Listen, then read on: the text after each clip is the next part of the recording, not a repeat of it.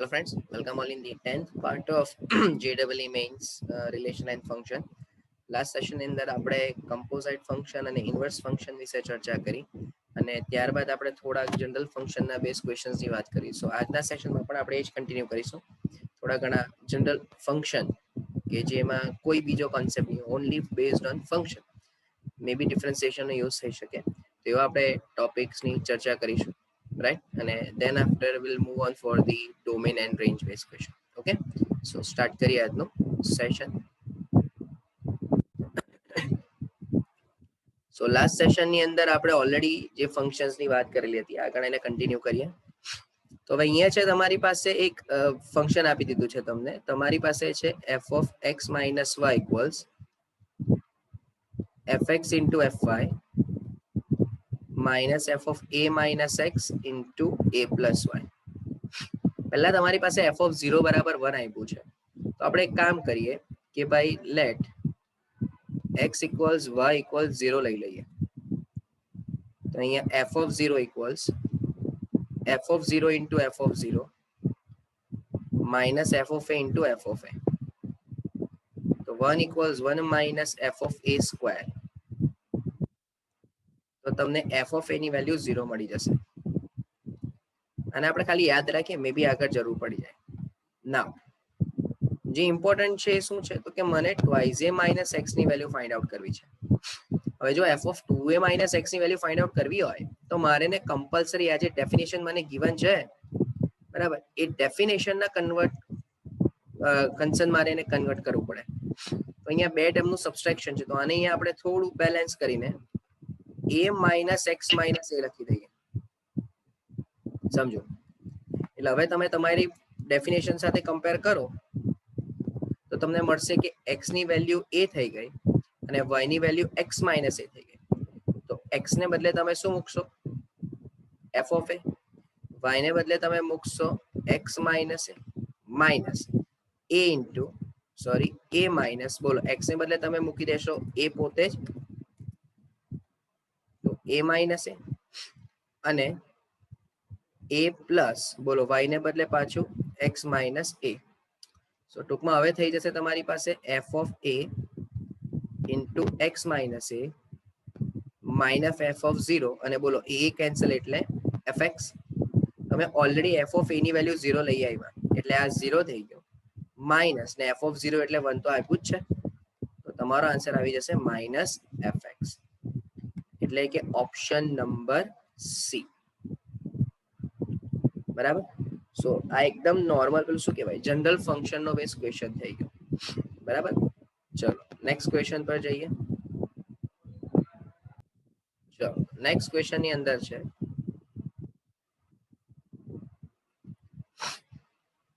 કે જો શૂન્યેતર વાસ્તવિક સંખ્યા b અને c માટે મિનિમમ ઓફ fx, એટલે કે ફંક્શનની મિનિમમ વેલ્યુ fx ની is greater than maximum of gx, A gx ની મહત્તમ કિંમત કરતા ગ્રેટર છે. તમારી પાસે fx આપ્યું છે x square plus 2bx plus 2c square. હવે સમજો, અહીંયા મિનિમમ ઓફ fx નો મીનિંગ શું થયો કે તમારું જે વિધેય છે ને fx ભાઈ, એની તમારે મિનિમમ કિંમત શોધવી છે. હવે તમને બધાને જ ખબર છે કે જો આ દ્વિઘાત સમીકરણ છે, દ્વિઘાત સમીકરણમાં x સ્ક્વેર નો સહગુણક પ્લસ છે, તો આ જે fx છે ને, કમ્પલસરી fx નો ગ્રાફ આવો જ આવશે. આવી આપણે બહુ બધી વખત ચર્ચા કરી ચૂક્યા. અને જો આ પ્રકારનો ગ્રાફ હોય તો કમ્પલસરી અહીંયા તમને કેવી વેલ્યુ મળશે? એની મિનિમમ વેલ્યુ મળશે. હોપ આ પોઈન્ટ સમજમાં આવ્યો હોય પહેલા તો. બરાબર? હવે તમે ઓબ્ઝર્વ કરો કે આ જો દ્વિઘાત સમીકરણ પરવલયાકાર એનું જે શીર્ષ હશે તે તમને મિનિમમ કિંમત આપશે. તો કોઈ પણ દ્વિઘાત સમીકરણ મિનિમમ કિંમત કે મેક્સિમમ શોધવી હોય, કિંમત શોધવી હોય, ધેટ મીન્સ કે એનો વિસ્તાર શોધવો હોય, તો આપણે એને પરફેક્ટ સ્ક્વેર એટલે કે પૂર્ણ વર્ગ બહુપદી બનાવીએ છીએ. તો મારું કામ અહીંયા શું થઈ ગયું, તો કે x સ્ક્વેર વત્તા 2bx પ્લસ, બોલો, અંતિમ પદ કમ્પલસરી b સ્ક્વેર હશે, તો બેલેન્સ કરવા માટે માઇનસ b સ્ક્વેર. તો અહીંયા તમે x પ્લસ b નો સ્ક્વેર વત્તા 2c square minus b square બોલી શકો. હવે ચેક કરો કે જો x પ્લસ b નો વર્ગ એ તો હંમેશા 0 અથવા મોટી કિંમત આપે.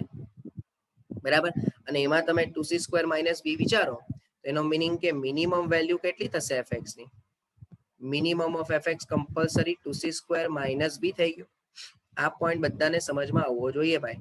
એટલે બેઝિકલી આનું જો હું શીર્ષ શોધવા જાઉં તો આવું લખાય ને કે 2c² માઇનસ b² બરાબર x માઇનસ માઇનસ b નો સ્ક્વેર. એટલે જે કોઈ બી ફંક્શન હશે એમાં અહીંયા શીર્ષ માઇનસ b અને તે પોઈન્ટ પર જવાબ કેટલો 2c² માઇનસ b². એટલે આ તમારું મિનિમમ વેલ્યુ થઈ ગઈ. એટલે આ વિધેયનો જવાબ. તો બાકીના વિધેય બાકીની બધી જ કિંમત પર વિધેયનો જવાબ આના કરતા કેવો હશે? મોટો જ હશે. બરાબર. સો આ હોપ કે આ કન્સેપ્ટ તમારો ક્લિયર થયો હોય. તો ચલો મિનિમમ ઓફ fx તો આવી ગયો. હવે એ જ રીતે મેક્સિમમ ઓફ gx વિચારી. તો gx શું આપ્યું છે કે તથા gx બરાબર આપણી પાસે છે -x² માઇનસ 2cx અને પ્લસ b². ચલો ફરીથી સમજો. પાછું આ પણ દ્વિઘાત સમીકરણ એટલે પરવલયાકાર. એમાં પણ x² નો સહગુણક માઇનસ. એટલે કમ્પલસરી આનો જે ગ્રાફ મળશે એ કેવો મળશે તમને? આનો ગ્રાફ તમને કેવો મળશે? તો કે આ રીતે મળશે કઈ. બરાબર. એટલે અહીંયા જે કોઈ પણ પોઈન્ટ હશે એ પોઈન્ટ પર તમને મેક્સિમમ જવાબ મળે. તો ચલો આના માટે પણ પહેલા અંતિમ પદ શોધી લઈએ. તો અંતિમ પદ થઈ જશે -c² plus c² plus b². તો minus common x plus c નો square plus c² plus b². બરાબર છે. આ gx છે. બરાબર. તો બોલો અહીંયા તમે શું કહેવાના કે જો આ gx હોય તો કમ્પલસરી એની મેક્સિમમ વેલ્યુ કેટલી હશે? તો કે maximum of gx will be c² plus b². એટલે કહેવાનો મિનિંગ એ થઈ ગયો કે y minus c² plus b² બરાબર -x માઇનસ માઇનસ c નો સ્ક્વેર. તો બોલો સમજો કે આ તમારો દ્વિઘાત સમીકરણ પરવલયાકાર. આ પોઈન્ટ કે જેને તમે -c કહેશો અને અહીંયા c² પ્લસ b² કહેશો. તો આ c² પ્લસ b² એટલે વિધેયનો જવાબ જે કેવો થવાનો? મહત્તમ થવાનો. બાકીના બધા જવાબ કેવા હશે x આગળ? b² પ્લસ c² કરતા નાના જ હશે. રાઈટ. હોપ આ પણ પોઈન્ટ સમજમાં આવ્યો હોય ભાઈ. ચલો તો નાવ જે તમને આપ્યું છે કે મિનિમમ ઓફ fx તો 2c² minus b² is greater than c² plus b². તો ચલો આમ તેમ લઈ લાવો. તો c² greater than 2b². તો તમને મળી ગયું c² by b² greater than 2. તો માનાંકમાં c by b greater than શું થઈ જશે? √2 થઈ જશે. એટલે તમને જે આન્સર મળી ગયો તે શું મળી ગયો ભાઈ? તમને આન્સર મળી જશે √2 થી ઇન્ફાઇનાઇટ. બરાબર છે. ધેટ મીન્સ કે ઓપ્શન નંબર ડી આ તમારો જવાબ થઈ જશે. બરાબર. જો હવે આમાં પણ તમે ફંક્શનનો નોર્મલ કન્સેપ્ટ યુઝ કર્યો ભાઈ. હા, આમાં તમે ડેરિવેટિવ બી કરી શકો કે સર મેક્સિમમ મિનિમમ હોય તો ડેરિવેટિવ થી કરીએ તો ચાલે કે નહીં? તો કરી શકાય. પણ એમાં પછી પોઈન્ટ શું આવે કે ડેરિવેટિવ કરીને જે કિંમત મળશે ને એ x ની મળશે. કારણ કે જે પોઈન્ટ પર ડેરિવેટિવ 0 તે પોઈન્ટ પર તમારા વિધેયનો જવાબ મેક્સિમમ કે મિનિમમ એવો આપણને ખબર છે. તો એ x ની કિંમત આપશે. જ્યારે મારે કોની સાથે કન્સર્ન કરવો છે? fx ની કિંમત સાથે. એટલે તમને જે x ની કિંમત મળે ને એને પાછી તમારે fx માં મૂકવાની. સો બેટર વે છે કે તમે પરફેક્ટ સ્ક્વેર બનાવીને એને કન્વર્ટ કરો. ઓકે. ચલો નેક્સ્ટ ક્વેશ્ચન પર જઈએ. ચલો નેક્સ્ટ ક્વેશ્ચન ની અંદર તમને એ પૂછે કે fx ઇક્વલ્સ 3/5 x + 4/5 x -1. તમને fx બરાબર 0 આપી દીધું છે. તો એનો મીનિંગ એવો થયો ને કે 3/5 ની x પાવર પ્લસ 4/5 ની x પાવર -1 બરાબર 0. તો બોલો 3/5 ની x પાવર પ્લસ 4/5 ની x પાવર ઇક્વલ્સ ટુ 1. તો ભાઈ આને આવું પણ લખાય ને કે 3/x plus 3x plus 4x equals 5x. તો હવે ઓબ્ઝર્વ કરો કે તમને જો આનો ઉકેલ જોતો હોય તો આ સમીકરણનું સમાધાન કરતી કેટલી કિંમત મળશે? માત્ર એક જ, જે માત્ર x બરાબર 2 માટે જ સત્ય થાય. બોલો હા કે ના? કારણ કે આ તો 3 નો વર્ગ વત્તા 4 નો વર્ગ બરાબર 5 નો વર્ગ થઈ ગયો. બરાબર. તો જો આ x બરાબર 2 સિવાય તમે કોઈ કિંમત મૂકવા જાઓ તેને માટે તો જસ્ટિફાઈ થવાનું જ નથી. તો માટે કેટલા ઉકેલ મળશે ભાઈ વિધેયને?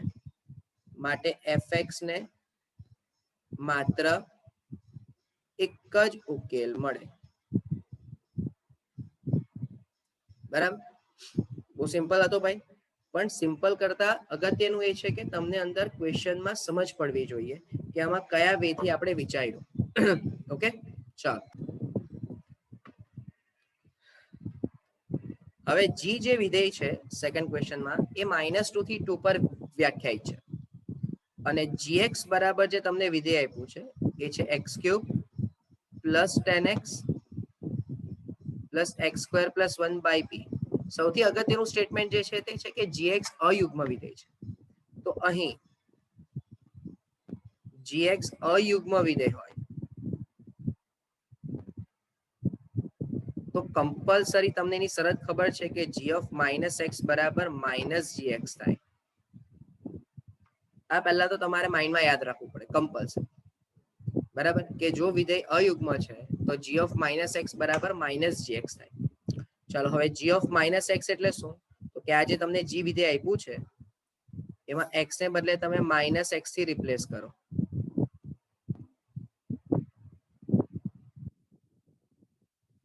બરાબર, અને ઇક્વલ્સ કરીને આખું વિધેય તમારે એઝ ઇટ ઇઝ રિપીટ કરવાનું. એટલે ઇક્વલ કરીને -x³ + 10x + integer of x² + 1/p. ચાલો સમજો. હવે આ -x³ -10x, કારણ કે x³ અને -10x પોતે અયુગ્મ વિધેય છે. બરાબર છે. ચાલો, અહીંયા આ 10 નહીં આવશે. બરાબર, તો plus -x² + 1/p is equals to -x³ + 10x ઇન્ટીજરમાં x² + 1/p. Okay, so -x³ - 10x plus, હવે બોલો આ -(x²) એટલે તો x² + 1/p થઈ જશે. ઇક્વલ્સ ટુ -x³ - 10x અને માઇનસ ઇન્ટીજરમાં x² + 1/p. હવે તમે ચેક કરો તો બંને બાજુથી -x³ -x³ અને -10x કેન્સલ થઈ જશે. અને આ માઇનસ ઇન્ટીજર વાળો પાર્ટ સામે લઈ જાઓ તો 2 times integer of x² + 1/p equals to 0. એનો મીનિંગ કે x² + 1/p ઇક્વલ્સ ટુ 0. હવે બહુ ધ્યાનથી સમજો. ઇન્ટીજર ઓફ x² + 1/p એટલે સમથિંગ કોઈ પણ વેલ્યુ ઇન્ટીજરમાં છે અને એનો જવાબ 0 જોઈએ છે, તો કમ્પલસરી મને એ જે કિંમત છે એ બિલોંગ્સ ટુ 0 થી 1 માં જોઈશે. આ તમારા માટે સૌથી ઇમ્પોર્ટન્ટ પહેલી તો કન્ડિશન કે ઇન્ટીજર x નો જવાબ 0 ક્યારે મળે તમને? કે જ્યારે x ની કિંમત ક્લોઝ ઇન્ટરવલ 0 થી ઓપન ઇન્ટરવલ 1 માં હોય. બરાબર, એટલે પહેલું તો તમને આ કામ ખબર પડી. સમજો. તથા જો એક કરતા નાની કિંમત જોઈએ છે તમને. બીજી વસ્તુ, પહેલી વસ્તુ શું સમજ્યા કે આ જે ટર્મ છે x² + 1/p એનો જવાબ ક્લોઝ ઇન્ટરવલ 0 થી ઓપન ઇન્ટરવલ 1 માં હોવો જોઈએ. બીજો પોઈન્ટ કે જો x² + 1 કોઈ પણ બે સંખ્યાનો ભાગાકાર, ધારો કે a/b નો જવાબ <1 જોતો હોય તો એની કમ્પલસરી કઈ કન્ડિશન કે ભાઈ અંશ જે છે તે છેદ કરતા નાનો હોવો જોઈએ. No matter with the positive or negative right now. હા કે ના? બરાબર. તો બીજી કિંમત તથા x² + 1 p જોઈએ. હા, ઇક્વલ્સ ટુ નહીં. ઇક્વલ્સ ટુ ક્યારે લેવાય? કે જ્યારે અહીંયા ક્લોઝ ઇન્ટરવલ 1 હશે, પણ અહીંયા આપણે કયું ઇન્ટરવલ જોઈએ છે? ઓપન ઇન્ટરવલ જોઈએ છે. ચાલો, એટલે પહેલી કન્ડિશન આ થઈ ગઈ ને બીજી કન્ડિશન આ થઈ ગઈ. આ બે કન્ડિશન પરથી તમે p ની વેલ્યુ લાવશો. ચાલો, અહીં બોલો, તમને ઓલરેડી g નો જે પ્રદેશ છે તે આપ્યો છે. કેટલો આપ્યો છે? -2 થી 2 આપ્યો છે. તો જોજો અહીં -2 < x < 2. તમારે x² + 1 વિચારવું હોય તો સ્ક્વેર કરો. હવે જો -2 થી 2 ની વચ્ચે કોઈ બી કિંમત આવે છે અને એનો તમે સ્ક્વેર કરો છો તો એ બધી કિંમતો પ્લસ સાઈડ જતી રહેશે. હા કે ના? તો જ્યારે હું -2 થી 2 ની વચ્ચેની કિંમતનો સ્ક્વેર કરું તો એનો જવાબ 0 થી લઈને 4 ની વચ્ચે પહોંચી જશે. ચાલો, +1 એડ કરો તો 1 < 1 + x² < 5. હવે આ પહેલી ત્રીજી કન્ડિશન સમજો. આ ફર્સ્ટ કન્ડિશન પરથી તમને એવું ખબર પડી કે અંશ જે છે તે છેદ કરતા નાનો હોય, એટલે આપણે આ બીજી કન્ડિશન લાવ્યા. બીજી કન્ડિશનનો યુઝ કરીને હવે આપણે આ જે ત્રીજી છે, તો બીજી ને ત્રીજી કન્ડિશન પરથી તમે p ની વેલ્યુ વિચારશો. બહુ ધ્યાનથી સમજો. જો 1 + x² નો જવાબ 1 થી લઈને 5 ની વચ્ચે હોય તો p ની કિંમત કમ્પલસરી x² + 1 ની દરેક કિંમત કરતા મોટી જ હોવી જોઈએ. અને દરેક કિંમત કરતા મોટી એનો મીનિંગ કે x² + 1 નો જવાબ જે પોઈન્ટ પર મેક્સિમમ છે એનાથી પણ ગ્રેટર જોઈએ. એટલે કમ્પલસરી મારું પરિણામ આ 1 અને 2 પરથી શું કહેવાશે? ફ્રોમ 1 અને 2 વોટ આઈ કેન સે કે ભાઈ p ની કિંમત કમ્પલસરી ગ્રેટર ધેન 5 થાય, નોટ ઇક્વલ્સ ટુ. હવે કોઈકને ધારો કે એવો સવાલ થાય કે સર ઋણમાં પણ પોસિબલ થાય ને, કારણ કે હું એમ કહું કે ઉપર 2 છે અને નીચે 3 છે તો આનો જવાબ 1 કરતા નાનો, બરાબર. હું એમ કહું કે 2/3 તો એનો જવાબ -1 કરતા મોટો. પણ ભાઈ તમારે ઋણમાં કિંમત લાવવાની નથી. તમે પહેલે જ અહીંયા ડિફાઇન કરી દીધું છે કે x² + 1 નો આન્સર 0 થી 1 માં જોઈએ. સેકન્ડ, x² + 1 હંમેશા ધન જ છે. સમજો, x² + 1 હંમેશા ધન જ છે તો એના છેદમાં પણ હંમેશા કેવી કિંમત જોઈશે? ધન કિંમત જ જોઈશે. કારણ કે જો છેદમાં ઋણ કિંમત હોય તેનો ભાગાકાર ઋણ થઈ જાય, બરાબર. કારણ કે ઓપ્શન તમે જુઓ તો પહેલો ઓપ્શન છે ગ્રેટર ધેન 5, બીજો ઓપ્શન લેસ ધેન 5 તો શક્ય જ નથી, -5 થી 5 માં પણ શક્ય નથી, અને 1 પણ નહીં. તો ઓપ્શન તમારો શું આવી જશે? સી આવી જશે. તો આમાં તમને કંઈક અલગ એવું જોવા મળ્યું કે તમને કીધું હતું કે વિધેય ઓલરેડી કેવું છે? અયુગ્મ છે. અને અયુગ્મ વિધેય છે એવું સમજાવીને તમને આગળ ક્વેશ્ચનનું આપણે સોલ્યુશન લાવ્યું, બરાબર છે. ચાલો નેક્સ્ટ ક્વેશ્ચન પર જઈએ. ચાલો નેક્સ્ટ ક્વેશ્ચન પર જઈએ. તમને કીધું છે કે fx અને gx બે વિધેય માટે પહેલું તો fx તમને આપી દીધું છે. fx આપી દીધું છે 2 sin πx / x. હવે gx માટે બે શરત આપી છે. પહેલી શરત આપી છે f(1 - x + fx) અને બીજી શરત આપી છે k f(x/2 * f(1 - x/2) અને k ની કિંમત શોધવાની છે. તો ભાઈ અહીંયા અત્યારે એવું ક્લિયર થાય ને કે આ બંને જે gx છે તે એક ના એક જ હશે, હા કે ના? તો અહીં બોલો gx બરાબર f(1 - x + fx) બરાબર k f(x/2 f(1 - x/2). ચાલો હવે કિંમતો મૂકી દો. બહુ ધ્યાનથી મૂકજો. બોલો 1 - x એટલે શું થાય? 2 sin બ્રેકેટમાં પાઈ ઇન્ટુ 1 - x. બહુ ધ્યાનથી સમજતા જજો ભાઈ. છેદમાં 1 - x plus 2 sin πx / x બરાબર k. ચલો f(x/2) છે તો બ્રેકેટમાં 2 sin πx/2, x ના બદલે આપણે રિપ્લેસ કરવાનું x/2 ડિવાઇડેડ બાય x/2 અને ઇન્ટુ 2 sin બ્રેકેટમાં પાઈ અને પાછું 1 - x/2 hall divided by 1 - x/2. આ આખું ફોર્મેશન તમારા માઇન્ડમાં ક્લિયર થવું જોઈએ. મેં બસ x ને બદલે જે કંઈ પણ વિધેયની કિંમત આપી છે એ મેં રિપ્લેસ કરી છે. ઓકે, ચાલો હવે ધ્યાનથી સમજો. આ 2 sin, બોલો અહીંયા પાઈ ગુણાય તો તમે પાઈ - πx કહેવાના અપોન 1 - x. અહીંયા 2 sin πx / x બરાબર k. અચ્છા હવે જરા ધ્યાનથી સમજો. આ x/2 એટલે છેદનો છેદ અંશમાં તો 2 દુ 4, 1 - x/2 એટલે છેદનો છેદ અંશમાં તો પણ 4, તો 4 × 4 = 16, તો હું 16 બહાર લઈ લઉં, બરાબર છે. તો આ બ્રેકેટમાં આવે sin πx/2 / x as it is, અને અહીંયા જરા ધ્યાનથી સમજો. અહીંયા sin π/2 - πx/2 લખાય ને અપોન 1 - x આખાના છેદમાં. બોલો હવે અહીંયા sin પાઈ માઇનસ હોય તો sin પાઈ - θ એટલે sin θ જ કહેવાય. એટલે અહીંયા upon 1 - x plus 2 sin πx / x તો 16k. ચલો sin πx/2 / x as it is. અને હવે અહીંયા જરા વિચારો, sin π/2 - θ એટલે અહીંયા થઈ જશે cos πx/2 / 1 - x. ચાલો હવે આ બંને ટર્મમાંથી 2 sin પાઈ એક્સ આપણે બહાર લઈ લઈએ